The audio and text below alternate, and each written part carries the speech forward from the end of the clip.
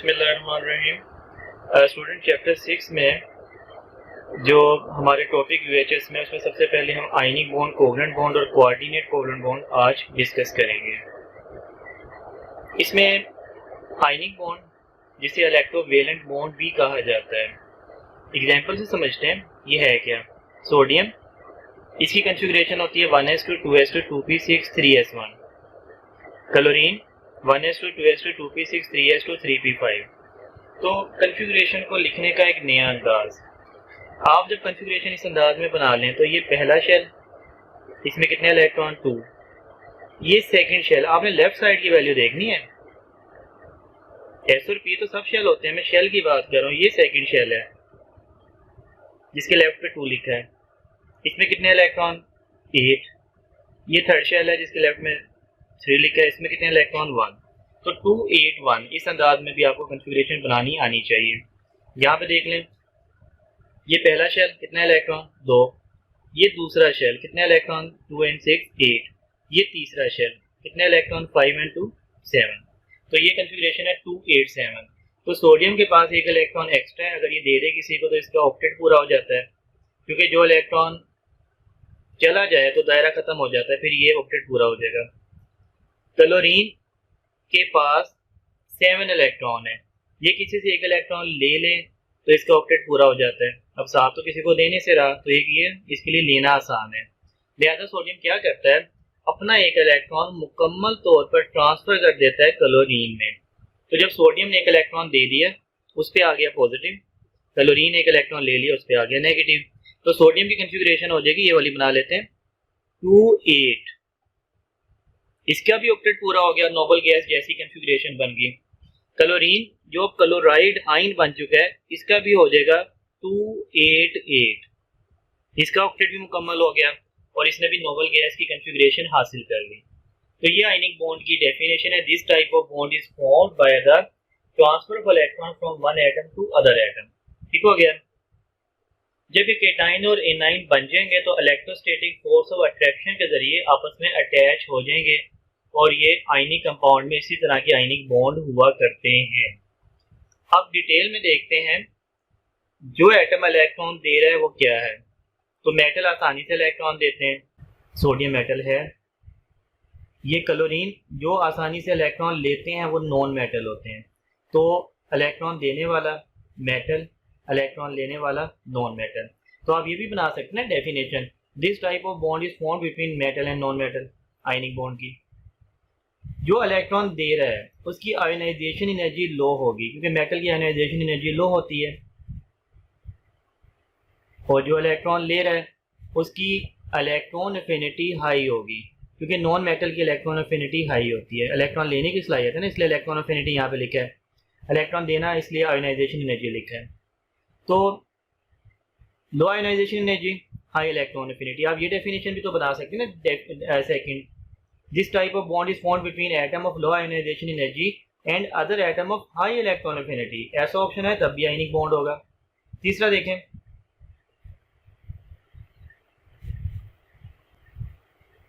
Electron यहां से यहां पे बह गया। इलेक्ट्रॉन क्या है, इलेक्ट्रिसिटी का सबसे छोटा यूनिट है ना। असल में इलेक्ट्रिसिटी इलेक्ट्रॉन से बनी हुई है। तो यहां से यहां इलेक्ट्रिसिटी बह गई। इलेक्ट्रिसिटी हमेशा हाई पोटेंशियल से लो पोटेंशियल की जानिब बहती है। तो आप कह सकते हैं सोडियम हायर पोटेंशियल पर है और क्लोरीन लोअर पोटेंशियल पे है। तो एक और डेफिनेशन आप बना सकते हैं, this type of ionic bond is formed between an atom of high potential and an atom of low potential. अब देखें, सोडियम ने इलेक्ट्रॉन दिया, जो इलेक्ट्रॉन आसानी से देते हैं इलेक्ट्रोपॉजिटिव होते हैं, या जो मेटल्स होती हैं इलेक्ट्रोपॉजिटिव होते हैं। जो आसानी से इलेक्ट्रॉन एक्सेप्ट करते हैं या जो नॉन मेटल्स होते हैं इलेक्ट्रोनेगेटिव होते हैं। तो चौथी डेफिनेशन आप बना सकते हैं, this type of bond is formed between electropositive and electronegative atom. ठीक हो गया। अब जो आयनिक ये बॉन्ड बन जाता है, इन कंपाउंड का फार्मूला आपने कैसे बनाना है, फार्मूला ऑफ कंपाउंड। ठीक है, आयनिक बॉन्ड तो हमने समझ लिया और हमने इसकी 4 डेफिनेशन भी देख ली। अब देखते हैं फार्मूला। तो ये जो मेटल्स है ना, पहला ग्रुप और सेकंड ग्रुप, ये बहुत अच्छे इलेक्ट्रॉन डोनर्स हैं। ये इलेक्ट्रॉन दे देते हैं तो ये आयनिक बॉन्ड बनाएंगे। इसके साथ ये वाले जो आखिरी ग्रुप में है, ऑक्सीजन वाला ग्रुप, और हेलोजन वाला ग्रुप ये बहुत अच्छे इलेक्ट्रॉन एक्सेप्टर है, ये इलेक्ट्रॉन लेते हैं। तो जब भी आप बेस्ट आयनिक बॉन्ड बनाएंगे तो पहले ग्रुप का ये हेलोजन वाले ग्रुप से बनेगा, या सेकंड वाले का ये इससे भी बन सकता है। बेस्ट वाला ये पहले का और सातवें वाले का होगा। खैर, यहाँ पे मैं आपको सिखा रहा हूँ फार्मूले बनाने। मिसाल के तौर पर मैंने कहा कि मैंने आयनिक बॉन्ड बनाना है सोडियम और फ्लोरीन के दरमियान, या मैंने बनाना है सोडियम और सल्फर के दरमियान, या पोटाशियम और ऑक्सीजन के दरमियान, या पोटाशियम और सल्फर के दरमियान, या मैग्नीशियम और सल्फर के दरमियान, एलुमिनियम और Cl के दरमियान, एलुमिनियम ऑक्सीजन के दरमियान, एलुमिनियम सल्फर के दरमियान। बहुत से हम आयनिक कंपाउंड के फार्मूले बनाते हैं। आपने क्या करना है, केटाइन की वैलेंसी लिखनी है और एनाइन की वैलेंसी लिखनी है। केटाइन की वैलेंसी कैसे पता चलेगा, उसका ग्रुप नंबर। पहले ग्रुप का है 1+, दूसरे ग्रुप का है 2+। तो पहले केटाइन की वैलेंसी लिख लेते हैं। सोडियम की 1+, पहले ग्रुप का है। पोटाशियम पहले ग्रुप का है 1+, मैग्नीशियम दूसरे ग्रुप का है 2+, एलुमिनियम तीसरे ग्रुप का है 3+, एलुमिनियम तीसरे ग्रुप का है 3+, एलुमिनियम तीसरे ग्रुप का है 3+। तो आपने केटाइन की वैलेंसी क्या लिखनी है, उसका ग्रुप नंबर। एनाइन की वैलेंसी क्या लिखनी है, अगर वो सातवें ग्रुप का हो तो 1-, क्योंकि इलेक्ट्रॉन एक्सेप्ट करेगा 1-। अगर वो छठे ग्रुप का है तो 2-, छठे ग्रुप का है 2-, सातवें ग्रुप का है 1-। ये होती है एनाइन की वैलेंसी। तो यहाँ पे फ्लोरीन 1-, सल्फर छठे ग्रुप का है 2-, सल्फर छठे ग्रुप का है 2-, 1-, ऑक्सीजन छठे ग्रुप का है 2-, सल्फर छठे ग्रुप का है 2-। जब आप इनकी वैलेंसी बना लें तो आपने लगाना है मेथड ऑफ क्रॉस एक्सचेंज। इसका क्या मतलब, इसकी वैलेंसी इसके नीचे, इसकी वैलेंसी इसके नीचे, विदाउट एनी साइन। जब नीचे लिखने साइन नहीं, जब एक जैसी हो तो लिखने की जरूरत नहीं। ये बन गया जी NaF, इसका फार्मूला। इसकी वैलेंसी इसके नीचे, इसका 2 इसके नीचे, ये बन गया जी Na2S। ठीक है, इसकी वैलेंसी इसके नीचे, इसका 2 इसके नीचे, ये बन गया जी K2S। 1 लिखने की जरूरत नहीं होती, लिख दें तब भी ठीक है। इसकी वैलेंसी इसके नीचे, जब एक जैसी हो तो लिखने की जरूरत ही नहीं, वैसी कैंसिल आउट होगी, MgS बन गया। इसका 3 इसके नीचे, इसका 1 इसके नीचे, क्या बन गया AlCl3। इसका 3 इसके नीचे, इसका 2 इसके नीचे, ये बन गया Al2O3। और इसका 3 इसके नीचे, इसका 2, ये बन गया जी Al2S3। तो इस अंदाज में आपने आयनिक कंपाउंड के फार्मूले बनाने हैं उनकी वैलेंसी से निकाल के। स्टूडेंट, आपको नहायत ही दिलचस्प चीज़ सिखा रहा हूँ, strength of ionic bond. Ionic bond की कितनी ताकत है वो डायरेक्ट है साइज ऑफ केटाइन के। केटाइन का साइज जितना ज़्यादा होगा उतनी आयनिक बॉन्ड की स्ट्रेंथ ज़्यादा होगी। इनवर्स है साइज ऑफ एनाइन के। एनाइन का साइज जितना ज़्यादा होगा उतना आयनिक बॉन्ड वीक हो जाएगा। चार्ज ऑफ केटाइन और चार्ज ऑफ एनाइन, केटाइन और एनाइन पे जितना चार्ज ज़्यादा आ जाए उतना आयनिक बॉन्ड कम हो जाएगा, वीक हो जाएगा। ठीक हो गया। तो एक ही चीज़ के डायरेक्ट है, बाकी तमाम चीज़ों के इनवर्स है। मैं आपको 1 बाय 1 इसे सिखाता हूँ। साइज ऑफ केटाइन, आप जानते हैं कि एटम का साइज डाउन द ग्रुप हमेशा बढ़ता है। तो लिथियम के मुकाबले में सीजियम, इसका साइज बड़ा है। और अगर आप सेकंड A बना लें, बेरिलियम, मैग्नीशियम, कैल्शियम, स्ट्रोंशियम और बेरियम। अगर जो रेडियम है वो रेडियो एक्टिव होता है, उसे हम डिस्कस नहीं करते, आयनिक बॉन्ड नहीं बनाया करते। ऐसे ये पहले ग्रुप में फ्रेंशियम भी रेडियो एक्टिव होगी, हम डिस्कस नहीं करेंगे। तो यहाँ पे बेरियम का साइज बहुत बड़ा है, लेकिन बाएं से दाएं साइज कम हो जाता है। तो बेरियम का कम होगा सीजियम का। सीजियम का साइज सबसे बड़ा है जिसने आयनिक बॉन्ड बनाना है। अब साइज ऑफ केटाइन हो गया ना, साइज ऑफ केटाइन बड़ा होना चाहिए। साइज ऑफ एनाइन इनवर्स है, छोटा होगा तो आयनिक बॉन्ड ज़्यादा ताकतवर बनेगा। छोटा होगा ना साइज ऑफ एनाइन तो आयनिक बॉन्ड ज़्यादा ताकतवर बनेगा, इनवर्स है। अब इसका मतलब एनाइन ऊपर वाले, इसका साइज ही सबसे छोटा होगा ना, बाकी तो नीचे वाले का साइज बड़ा हो जाता है।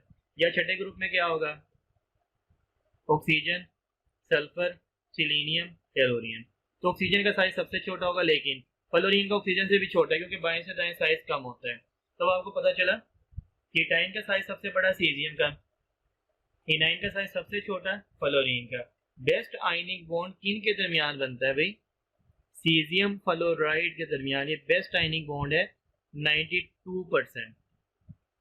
क्यों बेस्ट आयनिक बॉन्ड है? क्योंकि इसमें केटाइन का साइज सबसे बड़ा है जितने भी पॉसिबल केटाइन है, एनाइन का साइज सबसे छोटा है जितने भी पॉसिबल एनाइन बन सकते हैं। ठीक हो गया, तो मैंने अपनी बात को साबित कर दिया। चार्ज ऑफ केटाइन और चार्ज ऑफ एनाइन ये इनवर्स है, ये कम होंगे तो आयनिक बॉन्ड ज्यादा ताकतवर बनेगा। इस बात का मतलब समझें। मिसाल के तौर पर ये है जी तीसरे ग्रुप का Al3+, इसे आपने क्लोरीन के साथ जोड़ा। ये है जी दूसरे ग्रुप का Mg2+, इसे आपने क्लोरीन के साथ जोड़ा। और ये है पहले ग्रुप का NaCl, इसे आपने क्लोरीन के साथ जोड़ा। तो कौन सा आयनिक बॉन्ड स्ट्रॉन्ग होगा? भाई पहले ग्रुप के सबसे स्ट्रॉन्ग आयनिक बॉन्ड बनाते हैं, फिर दूसरे के, फिर तीसरे के। तो देखें इसका चार्ज कम है सोडियम का, तो आयनिक बॉन्ड इसका स्ट्रॉन्ग है। इसका चार्ज बढ़ गया, आयनिक बॉन्ड वीक है। और इसका चार्ज मजीद बढ़ गया, आयनिक बॉन्ड मजीद वीक हो गया। आप ये ऑर्डर ऐसे बना सकते हैं, NaCl का आयनिक बॉन्ड स्ट्रॉन्ग है MgCl2 से और वो मजीद कमजोर हो गया LCl3 वाला। तो कैसे पता चला? मैंने केटाइन का चार्ज देख लिया, इस पे 1+ था, इस पे 2+ था, इस पे 3+ था। जिस पे चार्ज कम था मैंने कहा ये स्ट्रॉन्ग बॉन्ड होगा आयनिक, जिस पे चार्ज ज्यादा हो गया मैंने कहा ये वीक बॉन्ड होगा आयनिक। ठीक हो गया, आयनिक बॉन्ड के लिहाज से हम चार्ज देख लें। चार्ज ऑफ एनाइन देख लें, ये हम साबित कर देते हैं। मिसाल के तौर पर आपने कहा CsF,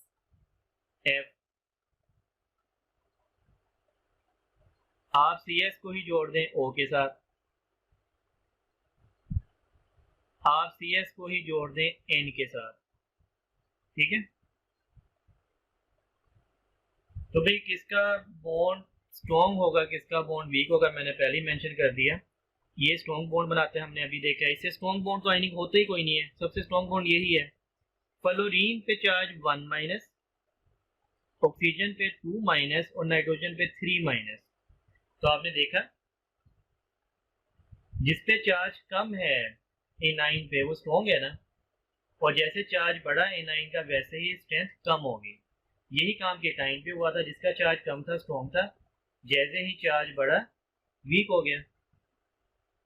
आगे बात समझ?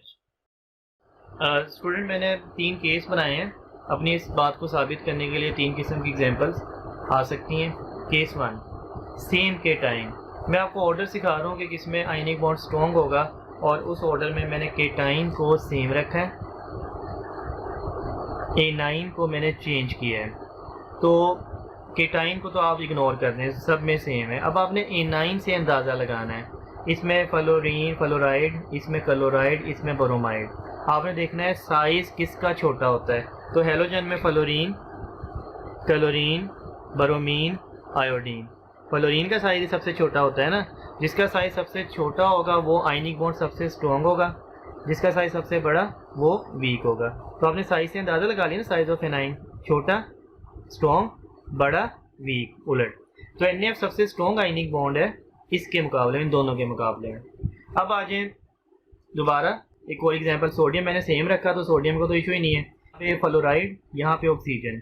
तो आप देखें ऑक्सीजन होता है 6ठे ग्रुप में यहाँ पे, फ्लोरीन होता है 7वें ग्रुप में यहाँ पे।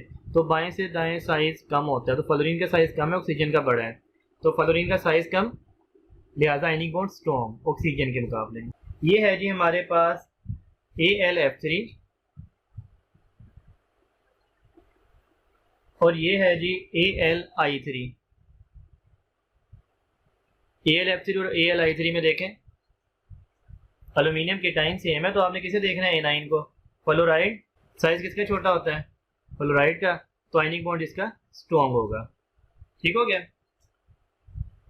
केस 2 में आ जाए, सेम एनाइन। अब आप देखें, आप इन केस में देखेंगे एनाइन सेम है, यहाँ भी फ्लोराइड, यहाँ भी फ्लोराइड, यहाँ भी फ्लोराइड, यहाँ भी फ्लोराइड, या ऑक्सीजन होगा या कोई भी हो। अब आपने केटाइन को देखना है, साइज ऑफ केटाइन ज़्यादा आयनिक बॉन्ड ज्यादा। मैग्नीशियम बेरिलियम में ये ऐसे होता है ना, second group beryllium, magnesium, calcium, strontium और बेरियम। तो मैग्नीशियम का साइज बड़ा है ना, मैग्नीशियम का साइज बड़ा है तो स्ट्रॉन्ग आयनिक बॉन्ड बनाएगा बेरिलियम के मुकाबले में। KF देख लें, NF देख लें, लिथियम, सोडियम, पोटाशियम। पोटाशियम का साइज बड़ा होता है सोडियम से, आयनिक बॉन्ड स्ट्रॉन्ग होगा। अब आपने सोडियम पोटाशियम को देखना था, एनाइन तो सेम थे ना, ठीक हो गया। तो आपने गेस किया करना है आयनिक बॉन्ड की स्ट्रेंथ को साइज से। केटाइन का साइज देखना है या एनाइन का साइज देखना है, डिपेंड करता है कौन सा केस है, केटाइन सेम है या एनाइन सेम है उसके मुताबिक। लेकिन चार्जेस की जरूरत आपको कब पड़ेगी, जब केटाइन और एनाइन बिल्कुल दोनों सेम आ जाए, बोथ सेम। इसमें केटाइन लेड है, क्लोराइड, लेड क्लोराइड। अब आपको चार्जेस की जरूरत पड़ेगी। PbCl2 2Cl अगर 2+ इस पे है, PbCl4 इस पे 4+ है। तो आप देख लीजिए, जिस केटाइन का चार्ज ज्यादा होगा उसकी स्ट्रेंथ कम होगी। तो आप देखें PbCl4 पे चार्ज ज्यादा है, स्ट्रेंथ कम है, आयनिक बॉन्ड वीक है। और PbCl2 में चार्ज कम है, स्ट्रेंथ ज्यादा है, आयनिक बॉन्ड स्ट्रॉन्ग है। तो मैंने आपको ये जो एग्जांपल सिखाई है आयनिक बॉन्ड की, सेकंड ईयर का जो पहला चैप्टर है, दूसरा चैप्टर है, इसकी बहुत सी एग्जांपल कवर हुई हैं। वहाँ पे इसका भी जिक्र है कि ये स्ट्रॉन्ग आयनिक बॉन्ड बनाता है, वहाँ पे इसका भी जिक्र है। तो मैंने आपको एग्जांपल से सिखा दिया है कि आपको उन्हें रट्टा मारने की जरूरत नहीं, आप अपने कॉन्सेप्ट से सीख सकते हैं कौन सा स्ट्रॉन्ग आयनिक बॉन्ड, कौन सा वीक आयनिक बॉन्ड। स्टूडेंट ये देखेगा कि हमें आयनिक बॉन्ड की स्ट्रेंथ से क्या फ़ायदा हासिल होगा। ठीक है, हमने देख लिया इस केमिकल में आयनिक बॉन्ड ज़्यादा स्ट्रॉन्ग है तो हमें उसका क्या फ़ायदा।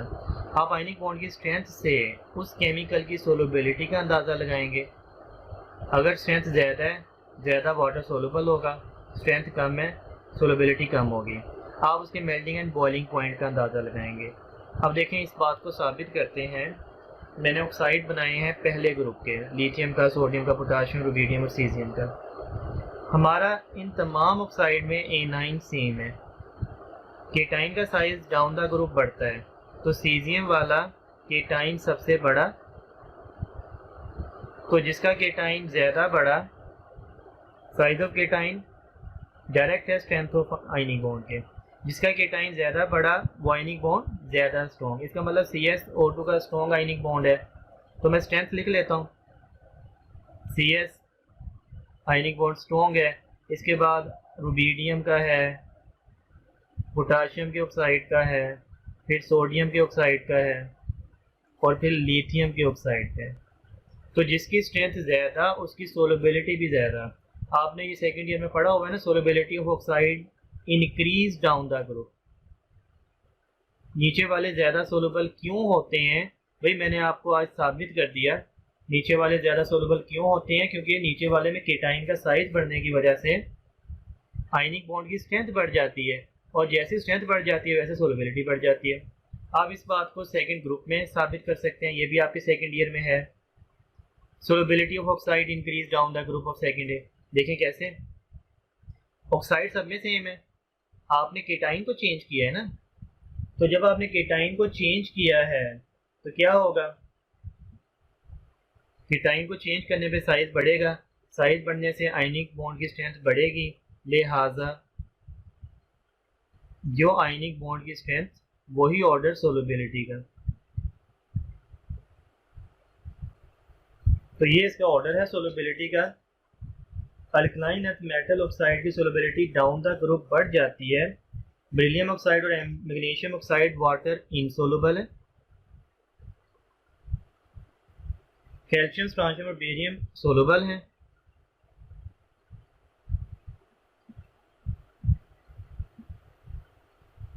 ठीक हो गया। तो आपको ये रटा मारने की जरूरत नहीं होती है, हमने कॉन्सेप्ट से सीख लिया कौन सा सोलुबल है कौन सा इनसोलुबल है।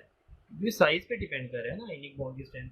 अब एक चीज समझे, मेल्टिंग एंड बॉइलिंग पॉइंट, जिसमें आयनिक बॉन्ड की स्ट्रेंथ ज्यादा है उसका मेल्टिंग एंड बॉइलिंग पॉइंट ज्यादा है। इस बात को सेकंड ईयर का एक चैप्टर है जिसमें एक एग्जांपल आई है, उससे साबित करता हूँ। देखें, AlF3 एंड AlI3, हम देखेंगे किसका मेल्टिंग पॉइंट ज्यादा किसका कम। तो आपने क्या देखना है अभी, आयनिक बॉन्ड की स्ट्रेंथ देखनी है। मैंने क्या सिखाया, जिस A9 का साइज बढ़ा उसमें आयनिक बॉन्ड वीक, आयोडीन का साइज बड़ा होता है ना, लिहाजा ये वाला ऐसे होगा। फ्लोराइड का साइज छोटा, स्ट्रॉन्ग आयनिक बॉन्ड बनाएगा आयोडाइड के मुकाबले में। एल्यूमिनियम तो दोनों में सेम है ना, तो आपने एनाइन को देख लेना है। अब लिहाजा इसका आयनिक बॉन्ड स्ट्रॉन्ग है तो इसका मेल्टिंग एंड बॉइलिंग पॉइंट ज्यादा होना चाहिए इससे। और बाकी आपकी बुक में मेंशन किया गया है AlF3 का नियर अबाउट 1290 डिग्री है मेल्टिंग पॉइंट, और AlI3 का 198 डिग्री है। सेकेंड ईयर में आप देख लीजिएगा ये वैल्यू है। तो आप देखें, मैंने साबित किया कि आपको कोई वैल्यूज रटा मारने की जरूरत नहीं, आप अपने कॉन्सेप्ट से ये चीज़ जान लेंगे, किसका मेल्टिंग पॉइंट ज़्यादा, किसका कम, किसका सोलबिलिटी ज़्यादा, किसकी कम। ऑक्साइड की मैंने आपको सिखा दिया अपने इसी कॉन्सेप्ट से, मैंने आपको मेल्टिंग एंड बॉइलिंग पॉइंट सिखा दिया है। लेकिन मैंने आपको जो भी बातें सिखाई हैं इसमें आपने एक चीज़ ख्याल रखना है कि ये कॉन्सेप्ट रेडिकल के लिए नहीं है जो ग्रुप ऑफ एटम से बने हो। नाइट्रेट, कार्बोनेट, बाइकार्बोनेट, इनके लिए ये कॉन्सेप्ट नहीं है, नॉट एप्लीकेबल। जो भी मैंने आपको कॉन्सेप्ट सिखाया है ये सिंपल केटाइन और सिंपल एनाइन के लिए है। जो केटाइन या एनाइन ग्रुप ऑफ एटम से मिलके बने हो ना, जैसे केटाइन है अमोनियम का, एनाइन ये सारे हैं, इनके लिए ये कॉन्सेप्ट एप्लीकेबल नहीं है। ठीक हो गया।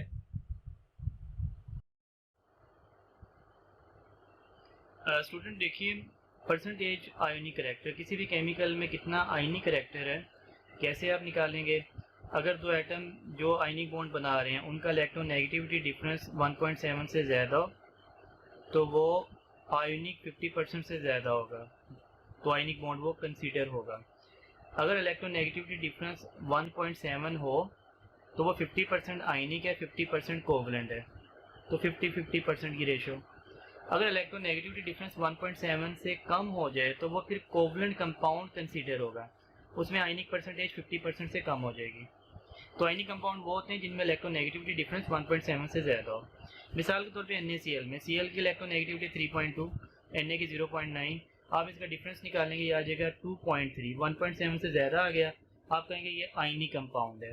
HCl में देख लें 3.2 माइनस 2.2, ये आ जाएगा 1, 1.7 से कम आ गया, आप इसे कहेंगे कोवलेंट कंपाउंड है। चाहे इस पे पोलैरिटी आ जाए स्टिल ये कोवलेंट कंपाउंड है। ठीक हो गया। तो ऐसा शायद ही कोई केस हो जिसमें ये हो। तो इलेक्ट्रोनेगेटिविटी वैल्यूज आपने याद नहीं करनी, सिर्फ चंद एलिमेंट की आपने याद रखनी, बाकी आपको याद करने की जरूरत नहीं है। मिसाल के तौर पर fluorine, oxygen, nitrogen, chlorine, carbon, hydrogen, इनकी इलेक्ट्रोनेगेटिविटी आपको याद होनी चाहिए, बाकियों की कोई ज़रूरत नहीं है। कुछ क्वेश्चन देखिएगा और कुछ एक्सेप्शन भी आप देखिएगा, इनमें क्या एक्सेप्शन आ सकती हैं। Which is correct about ionic strength, MgCl2 strong है CaCl2 से, NaCl स्ट्रॉन्ग है KCl से, CaCl2 स्ट्रॉन्ग है SrCl2 से, या KCl स्ट्रॉन्ग है LiCl से। तो क्या आपने देखना है, सब में एनाइन तो सेम ही है ना, आपने केटाइन देखना है, जिसका साइज बड़ा हुआ वो स्ट्रॉन्ग होगा। तो आप इसका ना ये ग्रुप बना लिया करें, beryllium, magnesium, calcium, strontium, barium, तो नीचे वालों का साइज बड़ा होता है। तो MgCl2 स्ट्रॉन्ग है CaCl2 से, भाई साइज तो Ca का बड़ा है, तो ये गलत हो गया। NaCl स्ट्रॉन्ग है KCl से, तो बनाए lithium, sodium, potassium, rubidium, K का साइज बड़ा है तो इसे स्ट्रॉन्ग होना चाहिए, ये गलत हो गया। CaCl2 स्ट्रॉन्ग है SrCl2 से, तो Ca कहाँ पे है, ये रहा, SrCl2 ये रहा, इसका साइज बड़ा है, इसे स्ट्रॉन्ग होना चाहिए था, गलत हो गया। KCl स्ट्रॉन्ग है LiCl से, K नीचे Li ऊपर है, तो जिसका साइज बड़ा वो स्ट्रॉन्ग, ये बात ठीक है। ठीक हो गया। तो आपने किस तरह साइज से अंदाजा लगाना है, केटाइन का साइज जैसे जैसे बड़ा होगा आयनिक बॉन्ड की स्ट्रेंथ वैसे वैसे ज्यादा होगी। Which has highest solubility in water, तो जिसका आयनिक बॉन्ड ज्यादा स्ट्रॉन्ग वो ज्यादा soluble, CaO, MgO, SrO, BeO। और केटाइन एनाइन सेम है, केटाइन देखना जिसका साइज बड़ा हो जाए, तो आप ये दोबारा बनाएं, beryllium, magnesium, calcium, strontium, barium, तो जिसका साइज बड़ा है नीचे वाला वो ज़्यादा स्ट्रॉन्ग। अब देखें सबसे नीचे वाला कौन सा है, स्ट्रॉन्शियम, इसकी सोलबिलिटी सबसे ज़्यादा होगी। लेकिन सोलबिलिटी वाले कॉन्सेप्ट में जो मैंने आपको बताया 99% तो ठीक है, 99% तो ठीक है, लेकिन कुछ इसमें एक्सेप्शंस हैं। एक्सेप्शंस आ जाती हैं फ्लोराइड की। फ्लोराइड, तो जब फ्लोराइड किसी केमिकल के साथ आयनिक बॉन्ड बनाए तो सोलबिलिटी वाले ट्रेंड में एक्सेप्शन आएंगी, लेकिन फ्लोराइड को छोड़ के बाकी तमाम स्मूथ है। मैंने आपको जैसे सिखाया वैसे आप सोलबिलिटी निकाल सकते हैं, फ्लोराइड वाली आप ऐसे नहीं निकाल सकते, प्रॉब्लम हो जाएगा। Which has highest melting point, वही बात है। आप देखें यहाँ पे केटाइन सेम है, A9 देखें जिसका साइज छोटा हो, तो फ्लोराइड का साइज सबसे छोटा होता है ना, तो फ्लोराइड का AlF3 का मेल्टिंग पॉइंट सबसे ज़्यादा हाईएस्ट होगा। ठीक हो गया। आइए स्टूडेंट अब कोवलेंट बॉन्ड को डिस्कस करते हैं। इसे इलेक्ट्रॉन पेयर बॉन्ड भी कहा जाता है। ये इलेक्ट्रॉन की शेयरिंग से बनता है, म्यूचुअल शेयरिंग से। मिसाल के तौर पर हाइड्रोजन है, इसके पास एक इलेक्ट्रॉन होता है और दूसरे हाइड्रोजन के पास आया जिसके पास एक इलेक्ट्रॉन होता है, तो अब ये इसे इलेक्ट्रॉन दे दें तो ये खाली हो जाएगा, इसका नुकसान है, इसके दो पूरे हो जाएंगे। लेकिन अगर ये इसे दे दे तो ये खाली हो जाएगा। प्रॉब्लम ये है कि दोनों का नुकसान है अगर इलेक्ट्रॉन डोनेट करें। फिर ये एक नया रास्ता अपनाते हैं, ये अपने इलेक्ट्रॉन दरमियान में शेयर कर लेते हैं, म्यूचुअल शेयरिंग। म्यूचुअल शेयरिंग से मुराद है कि दोनों ने एक एक इलेक्ट्रॉन दिया बराबर। ये दरमियान के इलेक्ट्रॉन दोनों यूज़ कर रहे हैं, ये वाला भी ये वाला भी, तो ये वाला बॉन्ड कोवलेंट बॉन्ड बन गया है। मिसाल के तौर पे Cl है, इसके आखिरी शेल में 7 इलेक्ट्रॉन होते हैं, दूसरा सेल उसके भी 7 इलेक्ट्रॉन, इसे भी एक चाहिए, इसे भी एक चाहिए, ये इसे दे नहीं सकता, ये इसे नहीं दे सकता, वरना इसके 6 रह जाएंगे। ये दोनों अपने इलेक्ट्रॉन दरमियान में रख लेते हैं, बस एक एक इलेक्ट्रॉन दरमियान में रखते हैं, बाकी इसके भी वैसे ही हैं और बाकी इसके भी सारे वैसे ही हैं। तो अब दोनों के 8 इलेक्ट्रॉन भी पूरे हो गए और दरमियान में जो शेयर हुए दोनों यूज़ कर सकते हैं, इसके भी 8 पूरे, इसके भी 8 पूरे। तो इस किस्म का बॉन्ड जिसमें हर एटम बराबर इलेक्ट्रॉन शेयर करे, ये कोवलेंट बॉन्ड है। HCl को देख लें, इसे एक चाहिए 2 पूरे करने के लिए, इसे एक चाहिए 8 पूरे करने के लिए, दरमियान में एक इलेक्ट्रॉन रख लेंगे तो इसके 8 पूरे हो गए और इसके 2 पूरे हो गए। ये भी कोवलेंट बॉन्ड है, दरमियान के इलेक्ट्रॉन दोनों यूज़ करते हैं। तो ये इसकी definition, this type of bond is formed by the mutual sharing of electron between two bonded atom. आपने तमाम एग्जांपल देखी, मिलने वाले एटम कौन से थे? Non metals. तो कोवलेंट बॉन्ड बनता है दो नॉन मेटल्स के दरमियान। आयनिक बॉन्ड किसके दरमियान बनता था? मेटल और नॉन मेटल के दरमियान। ऐसे माइंड में रखिएगा। जब ये अपने इलेक्ट्रॉन शेयर कर रहे हैं, मिसाल के तौर पर HCl को यहाँ बना लेते हैं, ये जो इलेक्ट्रॉन शेयर हुए हैं इसे एक सिंगल लाइन से ऐसे शो कर दिया जाता है। अगर 2 इलेक्ट्रॉन शेयर हो रहे हो तो जो इलेक्ट्रॉन शेयर हो गए इसे कहा जाता है शेयर्ड पेयर ऑफ इलेक्ट्रॉन। ठीक है, दरमियान के इलेक्ट्रॉन को, ये है शेयर्ड पेयर ऑफ इलेक्ट्रॉन। और जो ये इलेक्ट्रॉन शेयर नहीं हुए, अनशेयर्ड पेयर ऑफ इलेक्ट्रॉन, या इसे कहा जाता है लोन पेयर। जो शेयर्ड पेयर ऑफ इलेक्ट्रॉन इसे कहा जाता है बॉन्ड पेयर। तो शेयर्ड पेयर या बॉन्ड पेयर, और जो अनशेयर्ड पेयर है वो लोन पेयर बन जाता है, अनशेयर्ड पेयर। तो 2 टर्म है। बॉन्ड पेयर क्या होगा? The shared pair of electron between two bonded atom. और लोन पेयर क्या होगा? अनशेयर्ड पेयर ऑफ इलेक्ट्रॉन, जो शेयर नहीं हुआ। जरूरत ही नहीं थी शेयर होने की, शेयर क्यों होता? कोवलेंट बॉन्ड 2 किस्म के हैं पोलैरिटी के हिसाब से, और फिर हम उसके 3 टाइप्स देखेंगे नंबर ऑफ बॉन्ड के हिसाब से। बिटवीन सिमिलर एटम या बिटवीन डिफरेंट एटम। जब आप एक जैसे एटम के दरमियान कोवलेंट बॉन्ड बनाएंगे, like H Cl Cl F जो मर्जी बना लें, O डबल बॉन्ड O, तमाम सेम एटम के दरमियान हैं, ये बन जाते हैं नॉन पोलर। इन पे चार्जेस नहीं आते। जब भी आप डिफरेंट एटम के दरमियान बनाएंगे, बिटवीन डिफरेंट एटम 2 केस हैं। अगर वो केमिकल सिमेट्रिकल हुआ, मिसाल के तौर पर CO2 है, देखें 2 एटम डिफरेंट है, इसमें ऑक्सीजन और कार्बन है 2 किस्म के, लेकिन ये सिमेट्रिकल है, दोनों साइड से एक जैसा है। CCl4 है, एटम डिफरेंट है लेकिन सिमेट्रिकल है, दोनों साइड से एक जैसा है, ऊपर नीचे से एक जैसा है। आप ऐसा ही F4 बना लें, ये भी सिमेट्रिकल है। सिमेट्रिकल की निशानी के हर साइड से एक जैसा होगा। तो बिटवीन डिफरेंट एटम और सिमेट्रिकल हो जाए, ये भी नॉन पोलर हुआ करते हैं, नॉन पोलर। फिर पोलर क्या हुआ करते हैं? बिटवीन डिफरेंट एटम और अनसिमेट्रिकल हो। मिसाल के तौर पे HCl है, इसके अलावा आप एग्जांपल वाटर की बना लें, वाटर है, अमोनिया है, तो ये डिफरेंट एटम है और ये सिमेट्रिकल भी नहीं है, लिहाजा ये हमेशा पोलर हुआ करेंगे, ये हमेशा पोलर होंगे। तो नॉन पोलर के दो केस हो गए, सेम एटम के दरमियान, डिफरेंट एटम के दरमियान सिमेट्रिकल, और पोलर का एक केस हो गया डिफरेंट एटम के दरमियान और अनसिमेट्रिकल। कोवलेंट बॉन्ड की दूसरी किस्म की टाइप्स हैं सिंगल, डबल और ट्रिपल। अगर हर बॉन्डेड एटम एक इलेक्ट्रॉन दे, या आप कह लें कि अगर दरमियान में एक इलेक्ट्रॉन पेयर शेयर हो, तो ये सिंगल बॉन्ड कहलाता है। इसे सिंगल लाइन से शो किया जाता है। ये इसकी बहुत सी एग्जांपल हैं, HH, Cl, Cl, FF, ये इथेन में, मीथेन में, ये डाइसिलेन है, बिल्कुल इथेन की तरह केमिकल होता है। इन तमाम में सिंगल बॉन्ड है। डबल बॉन्ड जब भी हर जुड़ने वाला एटम दो इलेक्ट्रॉन दे, या दरमियान में दो शेयर्ड पेयर ऑफ इलेक्ट्रॉन आ जाएं, शेयर्ड पेयर, दो पेयर आ जाएं या चार इलेक्ट्रॉन आ जाएं, 2 पेयर और 4 इलेक्ट्रॉन सेंटर में शेयर हो, तो ये डबल कोवलेंट बॉन्ड है। O2 है, इथीन है, कार्बन डाइऑक्साइड है, ये तमाम डबल की एग्जांपल्स हैं। ट्रिपल कोवलेंट बॉन्ड जब हर जुड़ने वाला एटम 3 इलेक्ट्रॉन दे, या टोटल दरमियान में 6 इलेक्ट्रॉन हो या 3 इलेक्ट्रॉन पेयर हो दरमियान में, तो ये ट्रिपल बॉन्ड है। नाइट्रोजन में, अल्काइंस में ट्रिपल बॉन्ड हुआ करते हैं। कोऑर्डिनेट कोवलेंट बॉन्ड देखिएगा, जिसे डेटिव कोवलेंट बॉन्ड भी कहते हैं। ये हमारे पास अमोनिया है। अमोनिया में नाइट्रोजन एक और 3 हाइड्रोजन आपस में इलेक्ट्रॉन शेयर करते हैं, लेकिन एक नाइट्रोजन के पास ना लोन पेयर मौजूद होता है। तो अमोनिया में लोन पेयर मौजूद है, नाइट्रोजन का ऑक्टेट मुकम्मल है, हर लाइन में 2 इलेक्ट्रॉन, 2, 4, 6 और ये लोन पेयर के 8 पूरे।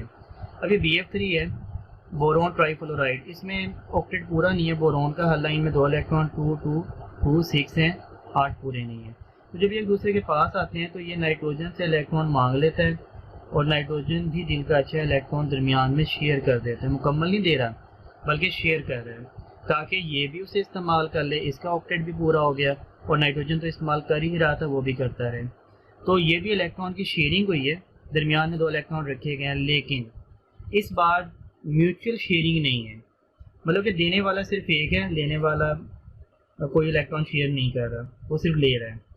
This type of bond is formed by the sharing of electron when shared pair of electron is donated by one atom only, देने वाला सिर्फ एक हो, तो ये है कोऑर्डिनेट कोवलेंट बॉन्ड। आपने पहले कोवलेंट बॉन्ड पढ़ा है जिसमें म्यूचुअल शेयरिंग थी, एक ये देता था, एक ये देता था, दरमियान में रख लेते थे, बराबर देते थे। अब के बराबर नहीं दे रहे, एक 2 दे रहा है, एक बिल्कुल भी नहीं दे रहा। तो ये हो गया जी कोऑर्डिनेट कोवलेंट बॉन्ड। जो देने वाला है वो डोनर कहलाता है, जो लेने वाला है वो एक्सेप्टर कहलाता है,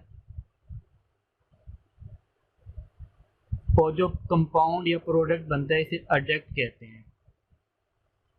इलेक्ट्रॉन पेयर देने वाला लीवस बेस भी होता है, जो इलेक्ट्रॉन पेयर दे वो लीवस बेस होता है। इलेक्ट्रॉन पेयर लेने वाला लीवस एसिड भी होता है, और जब एसिड बेस मिले तो क्या बनता है? सॉल्ट।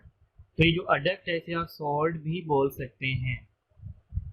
मिसाल के तौर पे अमोनिया, जिसके पास लोन पेयर, इसके पास H+ भी आ सकता है, तो अमोनिया उसे इलेक्ट्रॉन पेयर दे देगा और ये H+ वो एक्सेप्ट कर लेगा। कोऑर्डिनेट कोवलेंट बॉन्ड को एक एरो से शो किया जाता है, जो कि डोनर से एक्सेप्टर की जानिब आपने बनाना है, डोनर से एक्सेप्टर की जानिब। इसे स्क्वायर ब्रैकेट में लिखा जाता है। बाज़ दफ़ा स्क्वायर ब्रैकेट पे चार्ज आता है, बाज़ दफ़ा नहीं आता। भाई क्यों चार्ज आता है, क्यों नहीं आता? आपने हमेशा डोनर पे पॉजिटिव बनाना होता है विद इन ब्रैकेट, एक्सेप्टर पे हमेशा नेगेटिव बनाना होता है। तो ये पॉजिटिव नेगेटिव से कैंसिल हो गया, इस ब्रैकेट पे कोई चार्ज नहीं आया। यहाँ आपने डोनर पे पॉजिटिव बनाया, एक्सेप्टर पे नेगेटिव बनाया, लेकिन एक्सेप्टर पे तो पहले ही अपना पॉजिटिव चार्ज मौजूद है, लिहाजा एक्सेप्टर का ये पॉजिटिव नेगेटिव से कैंसिल हो गया। बाकी इस डोनर का पॉजिटिव तो बचा ना, वो डोनर का पॉजिटिव इस ब्रैकेट के ऊपर आ जाएगा। तो अब आपने याद रखना है किस अडक्ट पे चार्ज आएगा, किस पे नहीं आएगा। अगर रिएक्टेंट न्यूट्रल हो तो अडक्ट पे चार्ज नहीं आता, अगर रिएक्टेंट में से एक्सेप्टर पे पॉजिटिव चार्ज हो तो अडक्ट पे वो पॉजिटिव चार्ज आ जाएगा। ठीक हो गया। कौन से डोनर होंगे, कौन से एक्सेप्टर होंगे? तो जिनके पास लोन पेयर होगा या जिन पे नेगेटिव चार्ज होगा वो डोनर, जो इलेक्ट्रॉन डेफिशिएंट होंगे या जो केटाइन होंगे वो एक्सेप्टर। ठीक हो गया। मिसाल के तौर पे इसकी बहुत सी एग्जांपल्स हैं। वाटर, ऑक्सीजन पे लोन पेयर होते हैं, H प्लस इसके पास आएगा तो ऑक्सीजन अपना एक लोन पेयर इसे शेयर कर सकता है इस अंदाज में, और ये बन गया hydronium ion H3O plus. Just like water, alcohol होता है ROH, अल्कोहल में ऑक्सीजन पे भी वाटर की तरह दो लोन पेयर होते हैं और ये H प्लस पास आया तो अल्कोहल का ऑक्सीजन भी अपना एक लोन पेयर, दो में से एक लोन पेयर हाइड्रोजन को शेयर कर सकता है और ये बन गया ऑक्सोनियम आयन। ये था हाइड्रोनियम। वाटर से बनता है हाइड्रोनियम, अल्कोहल और ईथर से बनेगा ऑक्सोनियम, अमोनिया से बनता है अमोनियम, और ये PH3 फास्फोरस बिल्कुल अमोनिया की तरह की एग्जांपल है, PH3 यहाँ बना सकते हैं, उससे बनेगा फॉस्फोनियम। फॉस्फोनियम कब बनेगा? जब आप यहाँ पे N की जगह P लगा दें ऐसे करके, और यह N की जगह P लगा दें, ये बनेगा PH4 प्लस, इसे फॉस्फोनियम बोलते हैं। ठीक हो गया।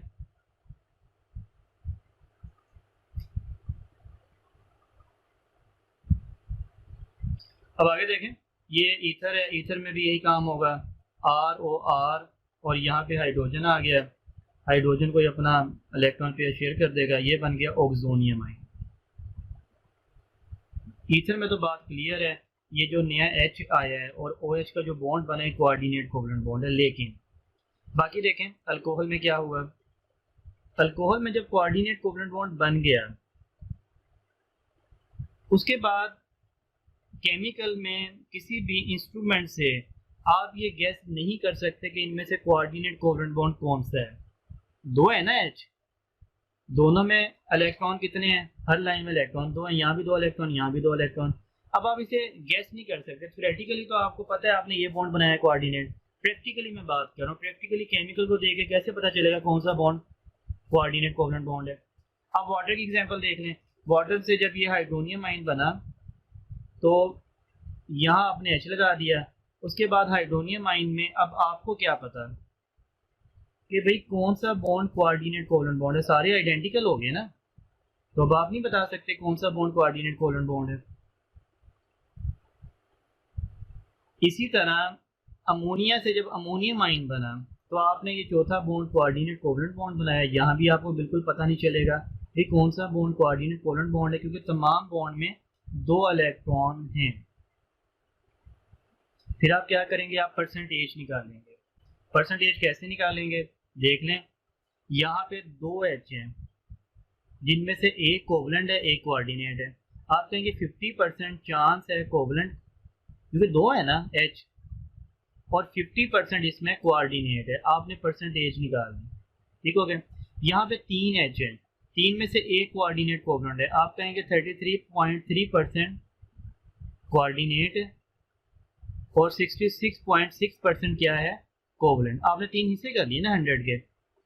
यहाँ पे चार H हैं जिनमें से एक कोऑर्डिनेट है, आप 100 के चार हिस्से करें, आप कहेंगे 25% कोऑर्डिनेट है इसमें और 75% कोवलेंट है। तो आप इस अंदाज में परसेंटेज बताएंगे जब भी एक जैसे एटम हो H वगैरह और आपको अंदाजा ना हो कौन सा कोवलेंट कौन सा कोऑर्डिनेट। इसके अलावा कोऑर्डिनेट कोवलेंट बॉन्ड पाया जाता है अमाइंस में, जस्ट लाइक अमोनिया। अमाइंस में भी बिल्कुल ऐसे ही बॉन्ड बनते हैं कोऑर्डिनेट। PH3 में, नाइट्रिक एसिड में, ऑक्सी एसिड हैं हेलोजेंस के, HClO4, HClO3, HClO2, इन तमाम में ऑक्सीजन और क्लोरीन के दरमियान कोऑर्डिनेट कोवलेंट बॉन्ड होता है, लेकिन उन तमाम के डिटेल स्ट्रक्चर करने की ज़रूरत हमें नहीं है, बस आपने एग्जांपल्स याद करनी है। हमारे कोर्स में बस एग्जांपल्स के नाम ही शामिल है।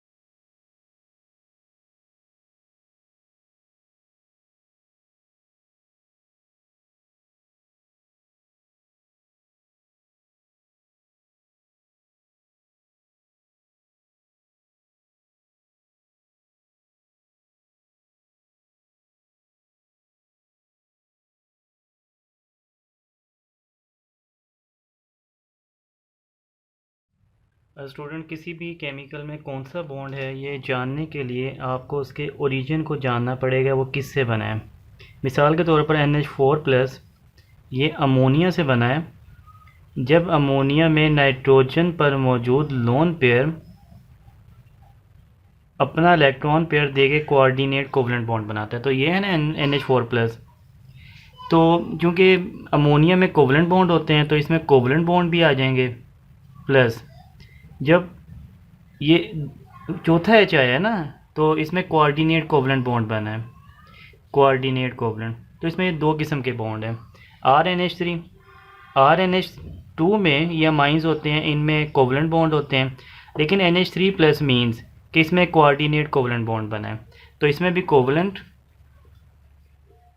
And coordinate covalent. KCl में आयनिक बॉन्ड होता है। NH4OH में, NH4 तो हमने जान लिया, NH4 में तो आपने जान लिया कि इसमें क्या होगा, कोवलेंट एंड कोऑर्डिनेट कोवलेंट। और ये NH4 पॉजिटिव और OH, पॉजिटिव और नेगेटिव के दरमियान हमेशा आयनिक बॉन्ड होता है, तो इसमें कोवलेंट भी है, कोऑर्डिनेट भी है और आयोनिक भी है। ठीक है। NH3 अमोनिया में कौन से बॉन्ड होते हैं, ये NH4OH रह गया, NH4F रह गया। इसमें भी बिल्कुल सेम NH4OH की तरह covalent, coordinate and ionic. Ammonia में बॉन्ड कौन से होते हैं, कोवलेंट। और HF में बॉन्ड होता है कोवलेंट। ठीक हो गया।